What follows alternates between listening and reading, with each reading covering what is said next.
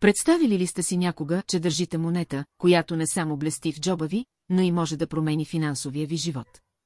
Добре дошли в света на амулета на парите, талисман, който променя начина, по който гледаме на късмета и благоденствието. Какво представлява амулетът за пари? Амулетът за пари е нещо повече от монета, той е врата към успеха.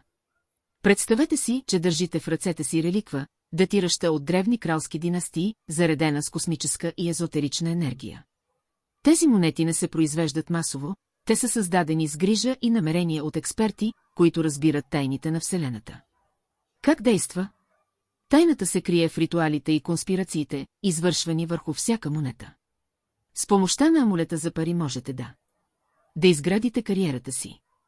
Положителната енергия на талисмана привлича професионални възможности. Представете си, че получавате така желаното повишение или намирате работата на мечтите си. Привличане на добър късмет. Амулетът за пари е като магнит за късмет. Независимо дали става въпрос за игри на късмета, бизнес или ежедневие, тази магическа монета може да промени играта във ваша полза. Подобрете финансовото си състояние. Кой не иска повече благоденствие? Амулетът за пари е идеалният съюзник за привличане на изобилие. Представете си как дълговете ви намаляват, спестяванията ви нарастват и финансовият ви живот се променя. Прости инструкции за успех. Пазете талисмана чист и личен. Той е само ваш. Вярвайте в неговата ефективност. Умът е могъщ. Избягвайте да го държите заедно с физически пари. Амулетът за пари заслужава специално място.